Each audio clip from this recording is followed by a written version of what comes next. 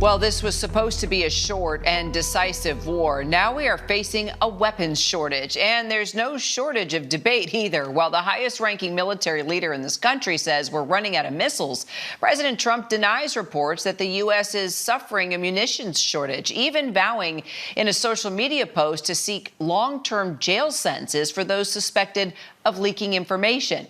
JD Simkins is the editor-in-chief of the Military Times and Defense News. He's also a Marine Corps vet. JD, good to see you. First of all, I just want to get your reaction to the president and his accusations of leaks. I mean, Trump's own chairman of the Joint Chiefs says there's a problem with a weapons shortage.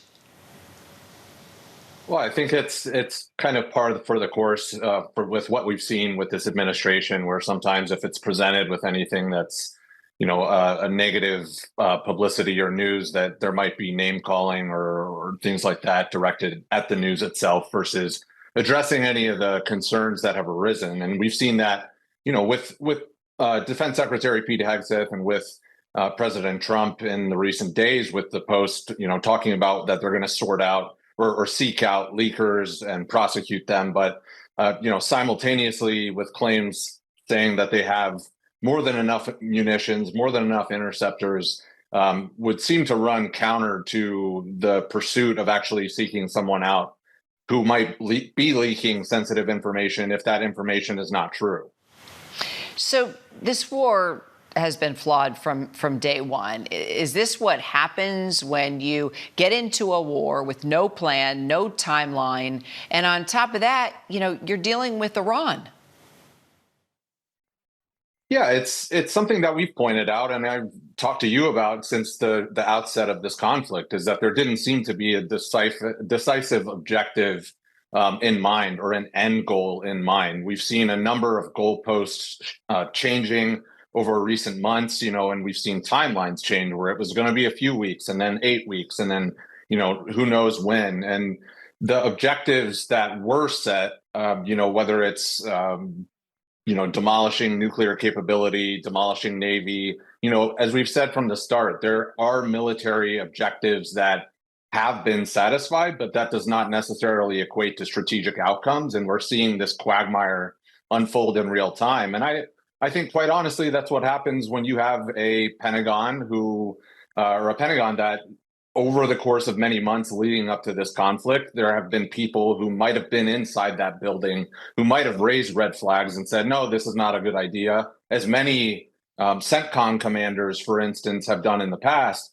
But, a lot of those people who might have been measuring the approach with this conflict have been fired or resigned in protest at various stages. So I think this is what you're kind of left with, is this, strategic, this muddying of this circumstance. And it's not, it's hard to predict what the outcome is now, as just as much as it was when this started out.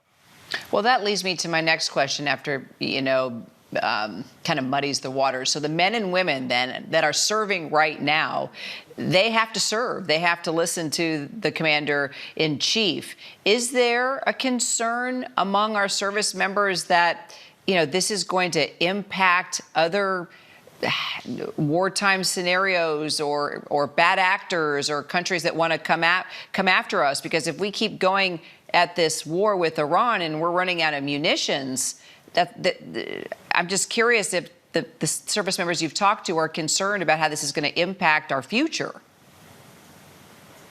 Well, I think the ground level service members are never going to be a question. I think they're going to carry out the mission to the best of their ability, no matter what. And that's regardless of administration or agenda or anything like that. And that's why the military in the past has thrived over so many generations. But I think when you're getting into the upper echelon of command level officers or various things, you are seeing that concern kind of perpetuate throughout different arenas now, where all of this stuff with Iran, all of the munitions expenditures, the rush to try to replenish some of these things. The big concern is and has been China. And is this going to impede the U.S.'s ability to defend itself if a near peer enemy like China suddenly wanted to scratch an itch for combat? And that's where the concern would really lie.